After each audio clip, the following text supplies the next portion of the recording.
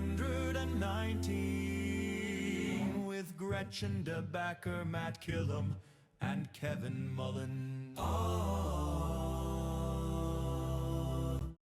Welcome into the 419, powered by WGTE and presented by Retro Wealth Management. I'm Kevin Mullen. Gretchen DeBacker. Matt Killam. We got an exciting show today. So fun. Every Tuesday, our friends at Community Foundation kind of help support and encourage us to talk to the people that are making our community a better place, and there's no question that we've got two of those individuals 100%. On the show today. John Amato, the owner of Juke Mode, is going to be on. Of course, we'll talk about what we're sporting. Yes. And then Mike Keedy from Metro Parks Toledo. He is, without question, this show's favorite Metro Parks employee. Yeah. Agreed. Gretchen, let's describe what we're wearing. So we are wearing, for our audio listeners, we are wearing shirts that say Public Media Nerd and has WGTE logo at the bottom. We're going to talk to John Amato about his Here for Good campaign that they're doing at Juke Mode, and this shirt is one of the shirts that are available as a fundraiser for WGTE. Well, I'm not wearing a full shirt. Yeah. Yes. So We'll need to ask John the origin story of all of this, but when he handed you your shirt, Yeah. it cuts off. It's cropped. Is that it's a midriff? Is that Yeah. what that's referred to as? I don't know what it's called other than not unattractive. I think that's the cut, if you will. I was emailing John and telling him the shirt sizes and stuff, and he said, Matt's shirt should be cropped, right? And I was like, yeah. Yeah. Of course. Naturally. And then he brought it cropped, which is hilarious. Isn't that hilarious? So we'll have to clarify that if people participate in the Here for Good campaign, Yes. and they purchase one of the WGTE shirts, it will come as a full shirt. They'll get a full shirt. Like Gretchen and I got. Right. Yeah. And they look great. You'd really have to ask for the Matt Killam special Yeah. if you wanted the cropped version, Yeah. and you might have to Don't Google pay that. extra for that. Yeah, that's right. Maybe. All right, and then of course, Mike Keedy. What is Mike's title at the Metro Parks? Here we go. He is, anyone that knows Mike Keedy or has worked with him, he is a jack of all trades. I've never met anyone or worked with anyone that was so good at managing time and space details and also good with people. Yeah. He is our Chief Enterprise Officer, which has a clinical sound to it, but he is anything but that. Yeah, Mike and I worked together at the Mud Hens and had sure. identical Yeah. experiences with him. That it was like he was the guy that you're excited for him to be in the meeting because he's just fun to be in the meeting. Yes. And then you walk away and you're like, he is That guy's cool. wildly capable. Well- Not even cool. Not good. Really good at what he does. And a lot of the envisioning and execution of what Yeah. the Mud Hens have brought about around Hensville and. He and I trauma bonded over planning the City of Toledo's fireworks. Yes, I remember that Multiple experience. times. Yeah. But again, you usually don't get two things. People, this is a generalization, but in my experience, people that are hyper focused on details usually are a little deficient on the people portion of it, and Mike was equally great at both. Yeah. All right, let's take a break. When we come back, we'll have John Amato from Juke Mode talking to us about the Here for Good campaign. We'll be right back on the 419. Fix my shirt. Support for the 419 comes from Retro Wealth Management, where we understand that your financial path is personal. Advisory services are offered through Capital Investment Advisory Services, LLC. Securities offered through Capital Investment Group, Inc. Member FINRA and SIPC. More information at retroadvisors.com. The 419, powered by WGTE, is made possible in part by supporters like you. Thank you. Introducing The Local Thread, a community news series uniting voices and storytellers from across the region. In partnership with La Prensa, the Toledo Free Press, the Sojourner's Truth, Toledo Public Schools, and Rethinking Jails and Justice. The Local Thread brings you stories and conversations that connect our community. Hear it weeknights at 7 on FM 91 with early access on podcast platforms each morning. The Local Thread, only on WGTE. Welcome back into the 419. We're talking with John Amato, the founder and owner of Juke Mode. incredible t-shirt, apparel, branding company in downtown Toledo. John, thanks for being on the program. Yeah, thanks for having me back. We had you on, so you were on the podcast as Matt's surprise guest, and I think he knew less about It was you a than surprise to him as well. Yeah.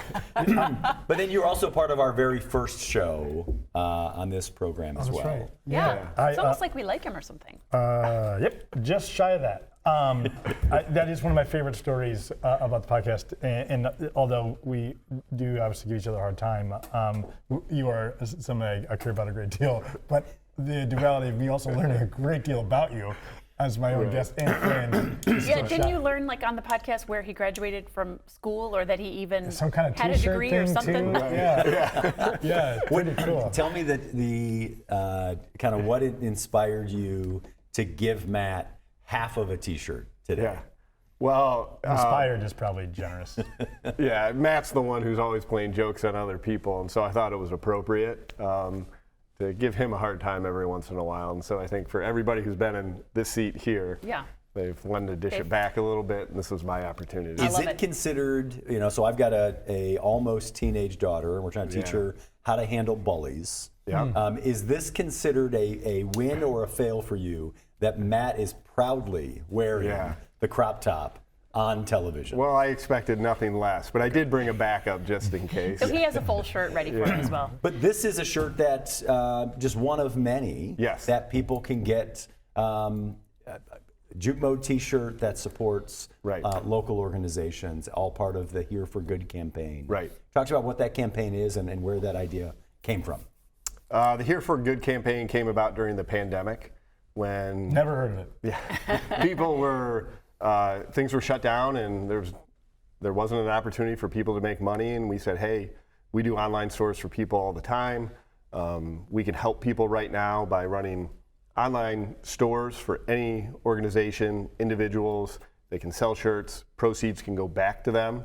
And it was so successful that first year that we've maintained it.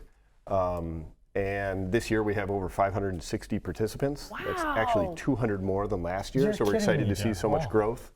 And it's called Here for Good, Yes. which is a perfect It name is. for it, right? It is I mean, I amazing. know that seems like maybe a silly thing to highlight, but that is exactly what it is. That's exactly what it Right. does. So Yeah. So what's the process? So if I have an organization, I submit a design and you guys tell us how that works. And so there are a few restrictions. Primarily, you can do one color on one side of the shirt. People send us a design. Doesn't matter how finished it is or not. We have designers that can get it across the finish line. And we sell them for a few weeks online. We close the sale, so it's effectively a pre-sale. And then we decorate all the shirts. We also offer sweatshirts as well. And then over the next month, we will fulfill those on our own and ship those to their customers. We've done this for 6 years, and we've contributed over $420,000 back to participating organizations. So this year we expect to exceed $500,000. Because per shirt, you're donating about 50% back to the organization. Exactly. Yeah. Yes. John, Here for Good is the name of this specific program that you run, but can you talk a little bit about the duality between Here for Good and running a small branding business in your hometown? Yeah. We work with all types of organizations locally, and this for us is about giving back to the organizations that support us as well. There are no fees to sign up. We make it as simple as we can for anybody to do it. Anybody who has a design idea at any point, who wants to have t-shirts for their customers but maybe doesn't want to hold the inventory or guess or spend more money than they need, we offer this solution for them. It's very important for us to be involved in the local community, to show our customers and our community how much we care about them, and this program highlights that for us. But the store itself, even prior to this specific program, has really been Here for Good also in its own right. Right, the shirts are designed to celebrate not just who we are today, but honoring our past.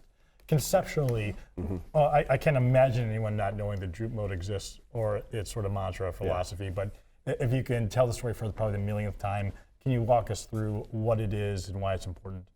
Yeah, so you might be surprised, but there are a lot of people who still don't know who we are. And, that's part of our job is to help them know.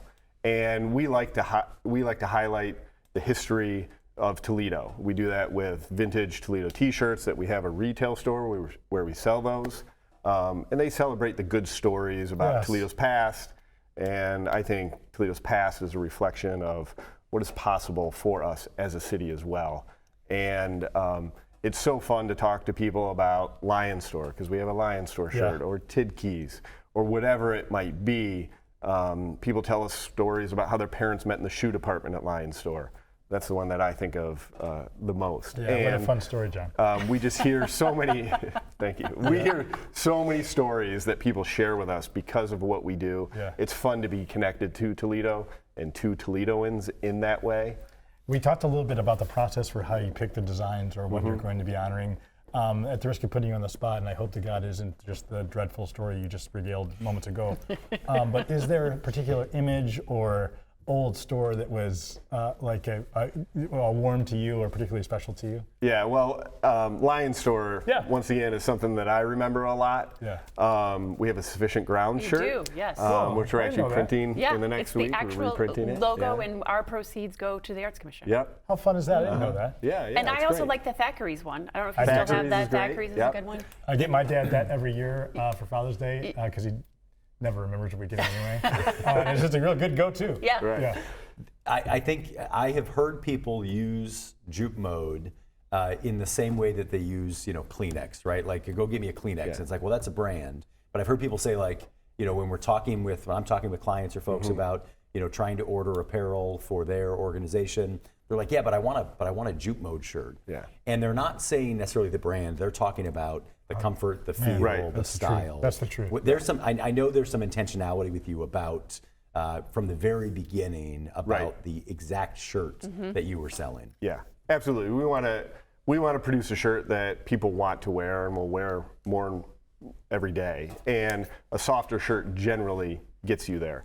But we print custom shirts for other people, and we don't always do that. But with the Here for Good program, with our retail shirts, that's what we like to do. And so the shirt that you guys are wearing is a softer shirt, I'm not wearing a generally shirt. speaking.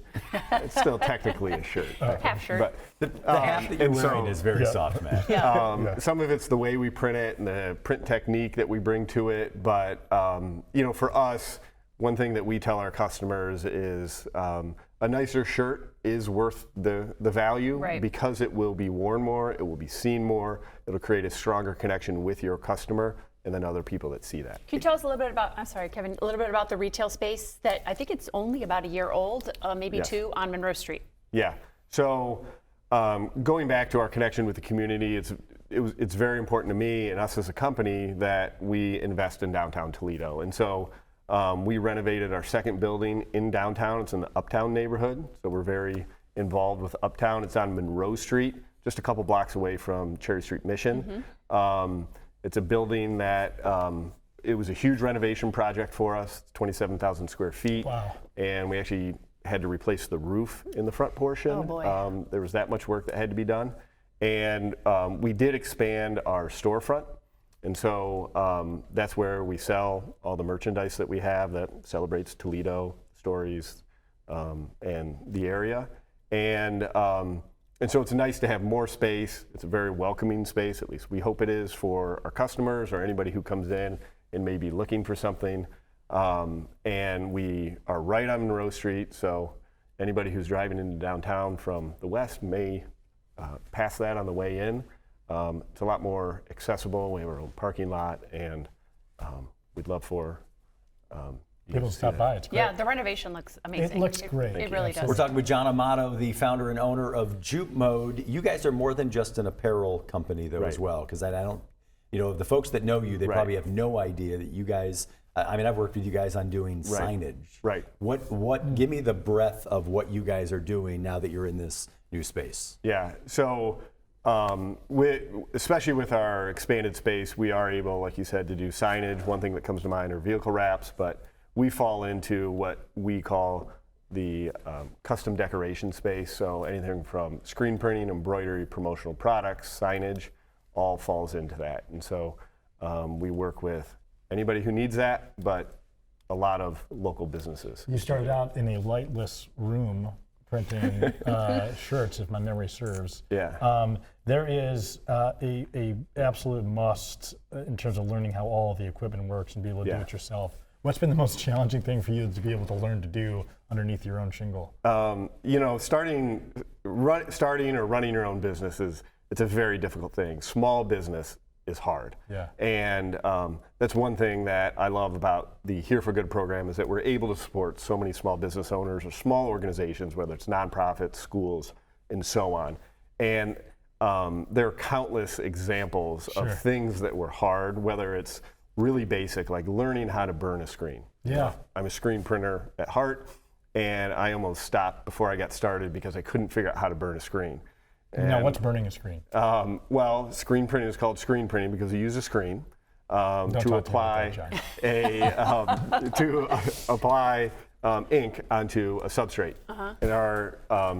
In our specific case, it's generally clothing. Okay, and you think of a screen like a screen door. It's got a frame.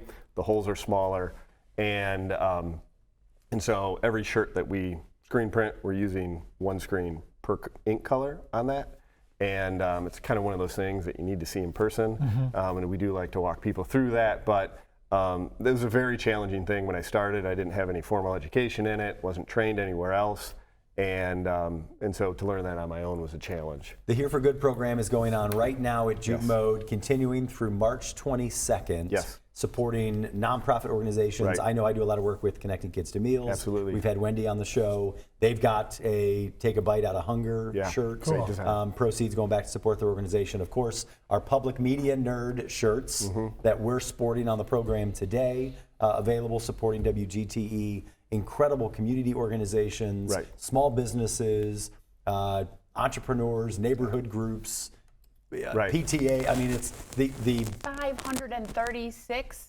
560 this year. 560 different organizations. You can find an organization to support. Where can people go to find all of these shirt designs? So the collection page for this sale is on jukemodesupply.com, but if you do go to our website, jukemode.com, you can find a redirect link, but all of the shirts are listed on Juke Mode Supply. It's quite a few pages to scroll through. If you're on Facebook or Instagram, you are going to see a lot of people sharing it. It's really cool to see how many people are participating, the responses from their customers and their fans. John, if you had out of 100 shirts that you'd be screen printing, how many would you screw up? Well, the industry standard is 2% or less, and it all depends on the design. A more complicated one with more colors is going to be harder. But our scrap rate is well below the industry standard. Yeah, that's why I try to stay out of it anymore. Yeah, sure. We're talking with John Amato from Juke Mode. All right, John, it's now time to play Gretchen's Wacky Quiz. We need a shirt for that. For the quiz. Yeah. Okay. You stay out of this, Gretchen. This is if you've not figured out We need the a shirt whole for point everything. of Just give me this a show. headband for You should me. sign up for Here for Good next year. Put that shirt in. You should go away for good. All right, I'm sorry, I asking didn't for rapid fire questions. Gretchen's asking for your favorite thing in or about Toledo, and then you and Matt are going to work together on really anything you want, but specifically 9 words to describe Toledo. All right, rapid fire. When was the last time you wanted to scream? Well, we have 3 boys that are 7 and 5, so they're twins that are 5. And, my God. It happens quite a bit, and so you could probably say yesterday. And you're next door to the Keedy factory too. It is a urgent care dream come true. That actually takes a lot of pressure off when the boys get together and play. Wow. I've had the privilege of knowing both your mom and your dad. Yeah. What's one thing that your parents would constantly nag you about? Oh, geez. I was that kid who loved to sleep in late, and so they were always bugging me to get out of bed in the morning and get to work. And I had the best parents, and they, some of that is the work ethic that they instilled in me, and they had us doing chores all the time, and I still. I think about that from time to time, and I think I have PTSD still. You're still tired. Yeah. Right. Did they make you make your bed? Was that a thing? I don't remember it that much, but my mom was like a professional at making a bed. Yeah. I don't know if you know anybody who's that way. And Did she make you there's make something your bed out of special t-shirts? about a Yeah. made bed. No. Use one word to describe your computer abilities. Oh boy. Oh, one word. Well, amazingly, I'm like, I fill that role. This is more than one word, clearly, but I fill the role of tech support within my company sometimes, and so I think it's adequate. It is. It's just adequate. I don't understand what I have to do. Last and certainly not least, what is the best purchase you've ever made? The best purchase that I've ever made. It's I'm fortunate that I don't have to buy clothes very often, so there's nothing like that on the list. I'm pretty frugal. I come from a frugal family, and so the best purchase I think I've ever made is that Only an hour-long show, John. I make sourdough bread. That's right. And I have this container that the dough rises in, and it's lasted me a really long time. And I use it 3 to 4 times a week. Bring any bread So with I'm you gonna today, but say that's that. fine. I know. What is the Next number one time. most favorite thing, or were you considered to be the best thing about the city of Toledo? So for me, I moved back to Toledo because of my family, and so that is the number one thing for me. Great. And I heard you say Metro Parks. Anyway, all right. You and me, brother, will lock it into 9 words to describe the city and our region. Let's do it. I barely have a vocabulary for 9 words, I think. That's okay, we can do it together. We'll put Metro number Parks 1 and 2. Metro Parks All right. 1 and 2. Yep, Okay. we get you a good start. I think artistic Yes. is a good one. Yep. Industrious. Industrious, good. I think it's welcoming. Well, it is welcoming. I think it's accessible. I do too. What It's am I at connected. now? You've also said that too. right? Connected. Absolutely, you've got 2 left. Finish strong. I think it's supportive. I do too. And it's home. Home. Love it. Great John answers, Jen. Amato, thank you so much for coming in. Thank you for our shirts. People can get information about the Here for Good campaign through March 22nd. Yes. Where? They can get it from any of our social media, which is generally just Juke Mode. The website that you need to go to is jukemodesupply.com. You'll see all the shirts available there. You can shop your favorites and see some of the neatest organizations that are from Northwest Ohio. You can hear Thank that you, tech thank you. expertise in that answer. Yeah. John Amato, thank you so much. When we come back, we're joined by Mike Keedy from Metro Parks Toledo. We'll be right back on the 419. To me, community means connecting to others. I'm Donnie Miller, and welcome to The Point. I love CBS Kids! We're a community committed to education. Discover new ideas, dive into exciting subjects, and engage with the world around you. I would send them personally a t-shirt. Crime doesn't pay in the old West End, pass it on. That's how we cleaned up the neighborhood. Vision loss for people is not the end. It's a story, it's the next chapter. WGTE Public Media invites you to Get Out and Play Day. Monday through Friday, it's the 419 powered by WGTE. With Matt Killam, Gretchen DeBacker, I'm Kevin Mullen. What can people expect on the show? It's going to be an hour, a reminder of why this is a great place to live, work, and play. WGTE, where you come to watch, listen, and learn. Welcome back into the 419. Just wrapped up a conversation with John Amato from Juke Mode. Of course, we're all sporting our public media nerd t-shirts and crop tops. Joined now by Mike Keedy from Metro Parks Toledo. Mike, first of all, I appreciate you wearing a full shirt. I didn't realize that crop top was the uniform for Metro Parks now. Yeah, I mean, I wanted to try to out-logo Matt, but I forgot my vest. So Yeah. that is really the traditional uniform, I think. Yeah, we've got a whole slew of them here. Mike, what is your official title at Metro Parks? I'm the Chief Engagement and Enterprise Officer for Metro Parks Toledo. What does that mean?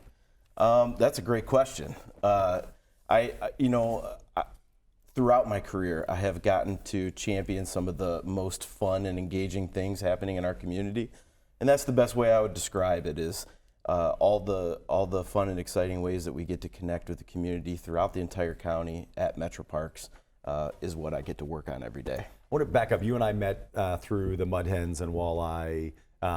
Folks are getting a chance to see and experience kind of the Mike Keedy magic with the Metro Parks, but there's a lot of great things you did with the Mud Hens that folks would be like, oh yeah, I was a part of that, I know that. What are some of the moments you're most proud of your time with that organization? And how long were you there? 17 years. Wow. Wow. And I would say I am, fortunate that I am a great example of right place, right time. I started working at the Mud Hens until this morning. I started working at the Mud Hens in 05, and that was when the ballpark was brand new. The teams won the championship in 05 and 06. Oh, you were there for that. Yeah. And then I was there when we launched the Walleye and opened up the Huntington Center in 09. I got to plan the first outdoor hockey game with a lot of people involved at Fifth Third Field, where we actually built a nice rink on the field. Yeah. I was there when we opened up Hensville, and then to today, getting to join the Metro Parks team and work on the Glass City Riverwalk and all these massive projects. Right place, right time. So fortunate to be a part of it. Are you sure it's not just you? I am absolutely sure. Timing was right, and with a lot of things, we talk about it a lot, but we do have a small community that is well connected, but also a lot of times people that get those opportunities are literally just there at the right time, and I did take advantage of that. Anytime I talk about the Metro Parks, I talk about, your mission and your execution of that fascinates me, because at your core, Metro Parks Toledo is a conservation agency. But anytime we're interacting with Metro Parks, it's sort of because you've done the opposite of conservation, right? You certainly as you develop an ice rink, that's not conservation, but it's allowing people to engage with it. Talk to me about kind of why that engagement is important to the mission of conservation.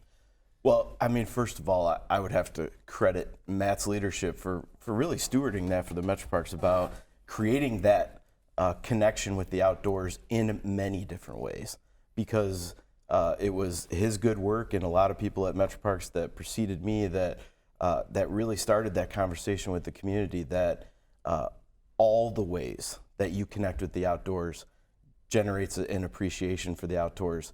And when you appreciate time outdoors, you appreciate what it takes to take care of them. And that really opened the door. So when I started working at the Metro Parks, it was, that core mission that you just talked about was not so different from sports and entertainment, where we want to get people to baseball games and hockey games through Harry Potter nights, and right. We talk about everything but baseball and hockey to create that family fun experience. So when you shift to that core conservation mission, we want to connect as many people to that and to that appreciation through a variety of different fun mechanisms. And specifically with the Riverwalk, part of the conservation message is you may be going down to the Riverwalk to go to the play set or to walk, but you're down by the river. You can see it. You engage with it in ways that you may go years of your life in the city of Toledo never seeing it. Maybe you cross the Cherry Street Bridge, but it's the ability to be down there and engaging with it that's so important. I think Glass City Metro Park, which is what you're describing right now, is the perfect example of that, because people didn't engage with it forever. Mm-hmm. And now when you reclaim those spaces and return them back to the community, and you have millions of people that get to engage with it in a new way, in a fun way, in a memorable way, that connects to the mission of taking care of our natural resources. Let's talk about some of the, I'm sorry, go ahead. So we're talking with Mike Keedy with Metro Parks Toledo. I want to back way up. Mm-hmm. Little Mike Keedy, where'd you grow up? What was the dream job? What was the kind of the dream when you were a kid? Tell us about your family as well. Probably was never too little. Grew up on a sweet corn and potato farm in Erie, Michigan, right over the border. So Now, is it potato or potato? Potato. Yeah, I think it's milk, potato, and yeah. Yes, sir. You wash your clothes? Yeah, sure. Yeah. But I did. I quite literally, my grandfather owned Smith Brothers Farms in Erie, Michigan. So if you stop off at the first exit as you go north over 75 and you see all the farmland, that was my family's farm in Erie. And our claim to fame was the potatoes that they sold were called Bar Brand potatoes, and Barbara was my mom. So yeah, we had the local potato named after us, which is exciting as it sounds. So you're heir to the potato empire. 100%. Mike, yeah, we've been 100%. friends for a long time, and embarrassed to say I did not know that. Yeah, that's you're cool. the first person I've ever met that has a potato named after your So mother. you know, little Mike Potato Keedy, Prince, yeah, as it were. that's right. Yeah, little Mike Keedy. I think every meal on our table had sweet corn and potatoes, which builds this foundation that you see today. As a kid that grew up kind of out in the farm, I spent a lot of time playing, in tree houses and running around the farm, and I was kind of able to roam free. I would play baseball on my own all the time in the backyard, where I can remember trying to mimic the entire Detroit Tigers lineup. Like the batting stances. Playing entire games by myself, Are unfortunately. you an only child? No, I had an older sister. She wasn't so interested in that. Yeah. So, it's kind of a sad story. yeah. Mike. So I played alone in my backyard. The natural follow-up was, were you an only child? Nope. And the only wrong answer there is no. Not a lot of kids in the neighborhood. No, littered with kids. The best part was, though, the summers where the field corn was growing around my house, I had the Field of Dreams backyard. Yes. That was completely surrounded by the 10-foot tall corn Better than stalks. Children of a Corn. Yes. Backyard. Yes. Well, that came up a lot too. Yeah. So the mechanism that makes you really good at what you do, at the risk of making you feel uncomfortable, you've always been and had attention to detail. You were always into fantasy, rotisserie, baseball. What are all the things that makes Mike Keedy tick, and where did you get those from your parents?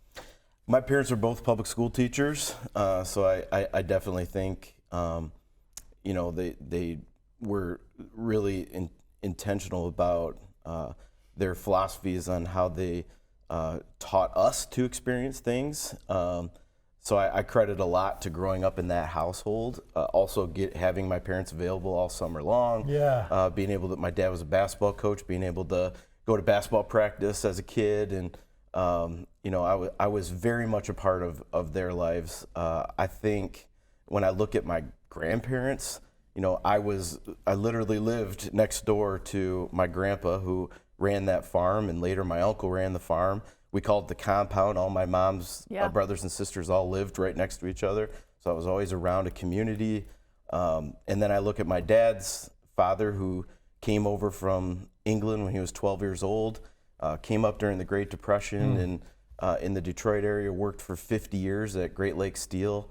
And I hear stories about, he was a foreman at Great Lakes Steel, and when my dad would come home from college, he would put him on the first shift to come start his summer job, and my dad would always say, he'd walk around and he would start assigning work to people.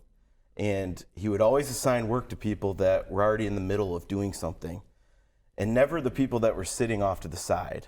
And one time he asked him, why? Those guys don't have anything to do. Why don't you ask them to do it? He said, if I want something done, I'm gonna ask somebody that's busy. Mm-hmm. And that has always stuck with me. So I've always felt like I want to be the busy person, and I want to be the one that gets things done. So that brother, you certainly that's amazing. Both things are true about you. He would be very proud. Did you ever have any thought to go into agriculture, or stay something with farming? I have to admit, I probably am the only boy in the entire family that never worked a day on that farm. Okay. So they hate you. My cousins all did. Everybody, I just never did. Yeah. So no. So tell us a little bit about your high school, college career. Where'd you go for that? I went to Michigan State. So I went to Michigan State. I wasn't a great student. Like I said, I like to be busy. So sitting in a classroom for a couple hours, it never worked very well for me. But I did get to a point where I had to pick a major, and I had to figure out what I was gonna do. And that's what led me to working in sports. I was talking to a counselor, and it was, what do you like to do? And I like to play golf. I like to play basketball. I like to play baseball. Did you mean therapist, and you were telling her the backyard baseball story? Exactly. Okay. I was pretty much saying all the things I'm saying today. If you could go work for somebody else, they would pay people to play with you. Right. And then, yeah. But I mean, it really had never dawned on me. Yeah. And the guidance I got was, have you ever thought about working in sports and Yeah, that's a entertainment? job, right. And I hadn't even thought about it. And I swear to you, I applied for an internship with the Mud Hens that night. No. And that was it. So, and my family was around this area, so it was great to be able to come back to Toledo and do that. And where did you meet your bride? Okay, how much time do you say we have? As long as you want, brother. My wife and I grew up in the same neighborhood in Monroe, Michigan. Okay. And we were right around the corner from each other. And my family moved from Monroe to Erie, which is what we've been talking about when I was in kindergarten. And her family moved from that neighborhood in Monroe to Grand Haven in West Michigan. About 15 years ago or so, 2 families from that neighborhood had weddings with their kids that were getting married 1 month apart, and both of our families were invited to those weddings. So we reconnected as adults at those weddings from that neighborhood that we both grew up in. Gosh. And we started dating after that, and we've been married for about 12, 13 years now. She is a beautiful person in every conceivable way, and she also rules the roost of 3 kids who are now used as much as we possibly can on marketing material. Tell us a little bit about the beautiful boys that you're raising, and unfortunately for the county you live in close proximity to the Amato clan as well. That's right. We have three boys, 11, 7, and 4. Wow. My 11-year-old is Gus, which was my grandfather who owned the farm. That was his name, Gus. And then we have Joe. Joe was my grandfather's dad who brought the Keedy family to America from England. And then we have Frank. Frank is my dad's name, my wife's grandpa's name, many shared names in our family. Frank is our free ranger. He kind of goes as he pleases and does as he pleases, and he does everything. That's a youngest for you. Yeah. Yeah. Never considered naming one of your boys Spud? That wasn't a thing? Spud was my mom's nickname. Amazing. For sure. So, let's mention everything about each boy. And you already told us about Frank. Gus is a budding musician, and not too long ago, it certainly wasn't his debut because he's got already quite a few under his belt. I think I saw him play at Levis. Did he play Levis Square? He played lunch at Levis last summer, yeah. And then he just performed at Acoustics for Autism recently. So he plays guitar, he sings, he writes his own songs. How did he get interested in that? He has always, that's the thing is, so I credit everything to my wife and her family. They are all very musically and artistically inclined. My father-in-law still performs to this day. My brother-in-law is an exceptional musician. So I do think. What's his name? His name is Michael. Okay. Well, woof. Let's blow up past that. So I'm Michael. Yeah. My wife is Michelle. Yeah. Oh, Her boy. brother is Michael. My sister married Michael. Yeah. So my kids have 2 Uncle Mikes. My dad is Michael. So none of my kids are Michael. What a creative family. Yeah. And then you've got, one of your boys has the same name as one of John's boys. So basically, anytime someone's getting yelled at around the Keedy household, No one knows. you could blame someone else. But we're missing the middle kid. Who? Tell me something special about Joe. Joe is our outdoors kid. He's our nature kid. Okay. He thinks about things really deeply, and he asks questions about things. He doesn't ever take anything at the surface level. Sometimes thinking of things much deeper than I want to at the time. Certainly. But Like he why? challenges things, and it's so he's our explorer. And remind me of their ages. 4 is Frank, Joe is 7, and Gus is 11. We're talking with Mike Keedy from Metro Parks Toledo. When we come back, let's talk more about Metro Parks Toledo. And I mean, there's so many cool things coming, but I'd love to see what some of your vision and dreams are for not just the riverfront, but all of Metro Parks Toledo. We'll do that when we come back after this break on the 419. Support for the 419 comes from Witro Wealth Management, where we understand that your financial path is personal. Advisory services are offered through Capital Investment Advisory Services, LLC. Securities offered through Capital Investment Group, Inc. Member FINRA and SIPC. More information at WitroAdvisors.com. Destination Toledo. Whether you're a local or a visitor, Destination Toledo invites you to explore the region and be a tourist in Toledo. Find events, dining, and things to do at visittoledo.org. WorkSpring. HR issues and employee well-being go hand in hand. WorkSpring supports employers through compliance, training, and wellness because healthy workplaces don't happen by accidents. Learn more at workspring.org. Toledo Refining Company, a subsidiary of PDF Energy. Toledo Refining Company is a supplier of fuels that keep our region moving. Located in Oregon, Ohio, the refinery processes crude oil into gasoline, diesel, jet fuel, and other petroleum products. And TARTA, celebrating its 55th year of connecting Northwest Ohioans to their community. More information at tarta.com. Welcome back into the 419. Every Tuesday, our friends at Community Foundation encourage us to talk to folks that are making an incredible impact in our community. And no question, we've got one here. We're talking with Mike Keedy from Metro Parks Toledo, who's just doing incredible work connecting people to some of the most beautiful parts of our region. Mike, as we talk about, we've obviously Matt being on the show, we talk about Metro Parks a lot at a brand level. But I don't think we've really dove into what actually is Metro Parks Toledo and what makes up the organization. Kind of tell us what is the breadth and depth of Metro Parks Toledo? Well, I think first and foremost it is taking care of our natural areas in this community, and then the way that we champion that is that we create spaces for the community to come in and use them, enjoy them, and become fans of their natural areas. At its core, that's what it's about. And there was a commitment to the community a number of years ago that we were going to put a Metro Park within 5 miles of every house. Are there other communities where that promise exists? It's so nice to not have to answer this. Yeah. We're also very happy that Matt isn't answering this. Sure. Yeah. Right. But he is the perfect person to answer, to be honest. And because I do think that bold strategies like that is not normal for a park system like Metro Parks Toledo.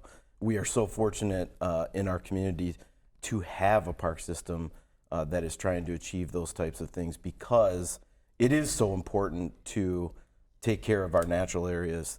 Everybody benefits from that in a major way, and it is so important to connect as many people as possible to the ability to be outdoors. We'll talk about this a lot, but just spending time outdoors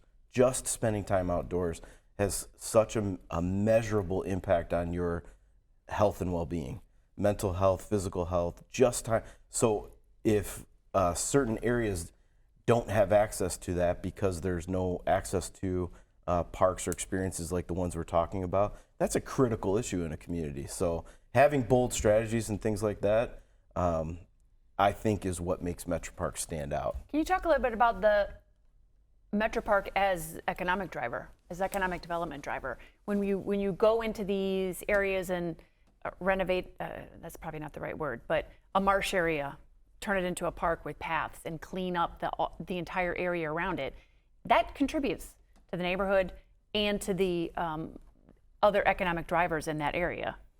In every way. I think, if you go back in time and you start looking at things like the downtown master plan that was done over a decade ago, that took communities like Toledo, not just downtown, communities like Toledo, and it said, here are the models of success, here are the communities that are the strongest, and here's Toledo. And we had a lot of pieces already that were really, really strong. But some of the pieces that we didn't have was, communities that thrive have downtown cores with, 300 acres of green space and access to trails and greenways and and at that time, we had almost none. Mm-hmm. So when you talk about economic development, there's a reason why some of that stuff starts to really start rolling downhill as more and more of this green space and connectivity starts to happen, because that's what happens, and that's the proven model all throughout the country. And by the end of this Glass City Riverwalk development, we will have 300 acres of green space in our downtown core. I've heard the metric, and I'll let one of the two of you kind of get it right, but there's like the number of parks that were added to Metro Parks for X number of years was like this, and then in the last 10 years it's been something along those lines about the growth of this organization. Talk to me about the new parks that have been developed and the rapid rate of growth from an acreage standpoint of Metro Parks. Well, I think You know, we've the agency added what 10 parks in 10 years, but again with the under that bold strategy of making sure that everyone in the community gets access, making sure that there's connectivity from green space to green space, making sure that we are affording the same opportunities to the suburban rural areas and now the downtown urban core. So it's also not growth for growth's sake, meaning that this isn't to satiate some ego in somewhere. It is based on a mandate, candidly, polling that we do in the community. People want park, they want well-maintained green space. As an economic driver, certainly, but I think we were sort of dragged to that dance, candidly, but people want access to clean, safe, and natural space. We talk a little bit of what uniquely makes a metro park? Great question. Like versus just a park, right? Or just a how dare you, Kevin? Plot of land, right? I mean, it's not a field. It is for you guys when you're saying that is a metro park. I think the main principles is clean, safe, and natural, and we show up every day to maintain those things. Clean, safe, and natural. Those are your principles as well, aren't they? That's right. Yeah. That's what the crap top's all about. Yeah. That's right. But at the end of the day, all questions and all issues and all things come back to, is it clean, safe, and natural? It's interesting to have two team members from Metro Parks here with us today. Matt knows that I respect him and his work, certainly the work of that all of you work under the leadership of Dave Zink and your board. But talk a little bit about the team. What's the philosophy of the team? Who's setting this value system? Who's driving you to be able to develop, fundraise, take care of 10 parks in this period of time, right? What are you experiencing as part of the management of the organization? Well, our reviews are coming up, so. So take a moment and talk about how great you guys are and ignore everybody else. No, so Mike, I'll take it and you fix it, which is our natural order of things. I mean, at the top of the pyramid, as trite as it sounds, are Lucas County residents. So they are our bosses. They drive our expectations. We are driven by their expectations. We also have a giant pool of volunteers, the Trail Patrol, in relative short order, or right now, there'll be 2 by 2 marching through the trail system.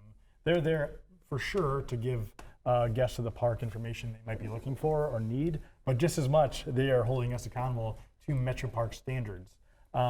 We have a board that has both had some lineage and also is new that represents all demographics and all geography within the county that we get to serve, all 420,000 people. So they certainly give us a policy a drive there that keeps us not only on our toes and up to date, but pushes the envelope on equitability and making sure that we're honoring our core values. Dave Zink is our boss. He's at the top of the food chain from a work chart standpoint. Dave has been there, I've been there 9 years, he's been there 9.5 or 10 years. And he would say that he gets to stand on the shoulders before him as well. But Dave is driven really the 2 principles that Mike has suggested. We do a lot of things, but we really only do 2 things when you get down to it. It is we conserve green space that's globally rare and globally significant, and then we do absolutely everything we can to connect people to it. Following the org chart down, and we say this with some regularity, there's about 220 some people that work for the Metro Park system. 200 of them are really, really nice, great people. But even the even the 20 people who I don't care for, I promise you actually do care about the guest experience in their parks. There's a tremendous amount of pride in that. They care about their park. The park within 5 miles makes sense to residents because people care about their park. That's exactly how the staff sees it. They're advocates for their acreage, their thing. They want more programming in their park. One great example of this is I remember when I first started there, we were moving a bunch of things around and we were having some capacity issues. So I canceled an event in one of the parks, and I thought that the staff there would be thrilled, right? That's less of a burden. They were furious because they want people in their parks, right? Our bathrooms go through a rigorous check down or mechanism for maintenance. And when it comes down to it, again, people talk about our trails in our bathrooms. So Dave is our leader, but it is just as critical the people that are opening the gates in the morning. And you can tell it's a metro park, and this isn't a criticism of other park systems, because the attention to detail in the green space and attention to whatever you're doing is our route at excellence. But that's sort of my point in the question. That doesn't just happen. That's a leadership decision. That's people caring in the mission that has to be throughout all of your everyday management training and recruitment. People that share the mission and believe in what it is you're trying to do. Mike, when you go to unplug, where are you going? Right? I mean, what's your like? Hey, I just clocked out. Of a potato. What's the park that you and your family love to go experience? Well, we like them. Of course, we love them all, but Side Cut's always been kind of our family's park. I think if you talk about my wife and I'd say like the river parks. The Farnsworth, Benview, Providence, because when we were dating, those are the places that I would take her when she visited for the weekend. Yeah.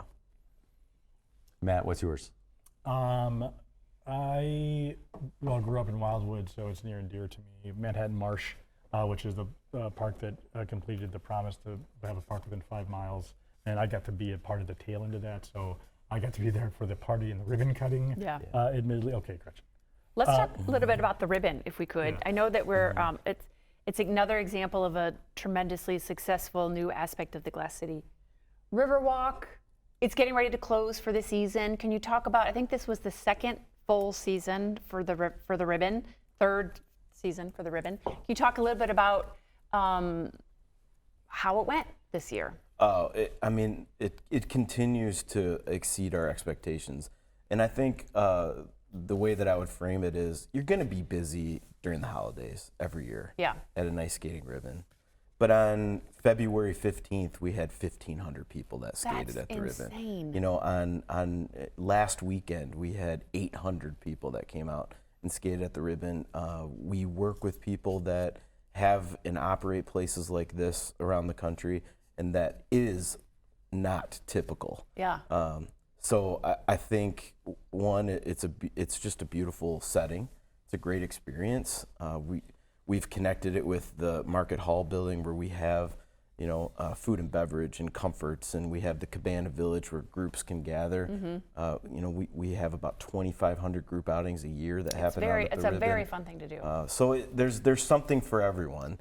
And there might be 50,000 people at ice skate every year, but we get about 200,000 people that visit the space just to enjoy that atmosphere every winter. And doesn't it transition to roller skating? Yes. And so when does that happen? Whenever you want it to. Yeah. Just a little harder. Just not on the ice. We aim to have it cleaned up and ready to go for roller activity by April. Wow, okay. Yeah. Talking about Glass City Riverwalk, what are folks going to see this summer coming to the downtown to the Riverwalk? Well, this is going to be a big year for the Riverwalk, for Metro Parks, and specifically at the Riverwalk. This spring, early June, we will be opening 2 of the newest areas of the Riverwalk that have been in development the last couple of years. And the significance of that milestone is, you may have heard someone with Metro Parks talk about how Glass City Metro Parks had nearly 3 million visitors since it opened in June of 2023. That only represents 25% of the entire Glass City Riverwalk project. And when we open these newest areas in June, we'll be at 50% completion. And we're going to celebrate it in a big way, but the way that we know how to, by connecting people outdoors in a variety of ways. And then it's great momentum for what's coming next. Which is? Well, we've got 50% more to go. Yeah. Nailed it. The pickleball facility, I know there was a partnership with Metro Parks on Toledo Pickle as well. It's the thing that fascinates me about Metro Parks is just the diversity of opportunities across the different parks, right? You've got, Oak Openings that has the bike trail and the mountain bike obstacle course and things like that. You've got the Treehouse Village and playgrounds and all different kinds of playgrounds and opportunities. It isn't just, hey, here's a trail, make your way through the woods and good luck. There's a lot of different ways to do it. I love the work that you guys are doing. All right, you want to rapid fire through the quiz? Yeah. All right, here we go. All right. You know how it rolls. 4 questions from me. What does your dream house look like? I'm a creature of habit, and I'm content with where I'm at right now. I'm at my dream house right now. How do you start every day? Weeping. I get up early and I start drinking coffee, and I don't finish drinking coffee until it's about 3 o'clock in the afternoon. Nice. Your parents are both teachers. If you could teach any subject, what would it be? It would probably be something like physical education, where I could be moving and not standing in front of a class. And what's the biggest phobia that you have? Heights, maybe. Okay. I'm not a fan. Yeah. What's your number one most favorite thing, or what you consider to be the best thing about the city of Toledo, and you can't say Metro Parks?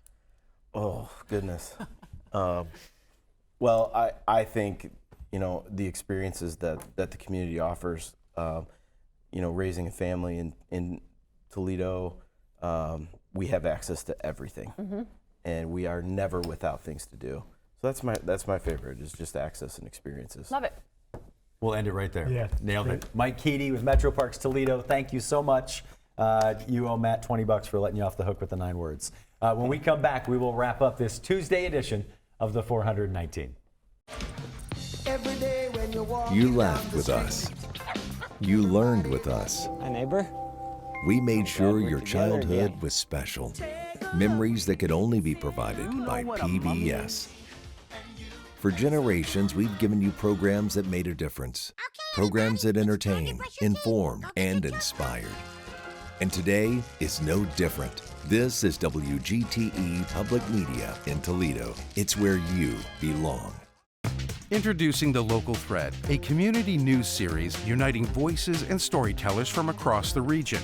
In partnership with La Prensa, the Toledo Free Press, the Sojourner's Truth, Toledo Public Schools, and Rethinking Jails and Justice. The Local Thread brings you stories and conversations that connect our community. Hear it weeknights at 7 on FM 91 with early access on podcast platforms each morning. The Local Thread, only on WGTE. Welcome back into the 419 as we wrap up a Tuesday edition. And an incredible conversation with 2 great community leaders. John Amato with Juke Mode, Mike Keedy, clearly the best thing about Metro Parks Toledo. Yeah. One of their best employees, probably. Certainly in this room. There's 219 great employees. That's for sure. Here for good. Yes. We're rocking our Public Media Nerd. These shirts are so good. I love them. It's when I saw it on the website, I texted the guys here. I was like, this is brilliant. So smart. I love it. So you get a chance to get your Public Media Nerd shirts. You can get it at jukemodesupply.com, all part of the Here for Good campaign. 50% of the sales will come back to support organizations like WGTE, small businesses, PTA groups, you name it. They're all there and a part of the Here for Good campaign through Juke Mode at jukemodesupply.com. That continues until March 22nd. And of course, incredible work happening, Metro Parks Toledo. We know if we'd asked him to describe Toledo in 9 words, he would have just listed off his 9 favorite Metro Parks. It would have just been a list. His family is big community activists too. So the hand, the walleye, all that stuff. 3 great kids, great wife. He's a great. Yes. If you missed any part of the show, there's 3 great opportunities to enjoy the program. Actually, I think it was like 4 or 5 or 6 or an infinite number. I'm going to try to get it to 10. All right, we're going to get to 10. But the first, 7 a.m. on YouTube, 3 p.m. on FM 91 in Toledo, Bryan, Defiance, and Lima, and 6 p.m. on WGTE Connects Channel 30.4. Of course, 24/7 online, WGTE.org/the419, or you can download the new WGTE app and catch every episode of the 419, and of course, everywhere you get your favorite podcasts.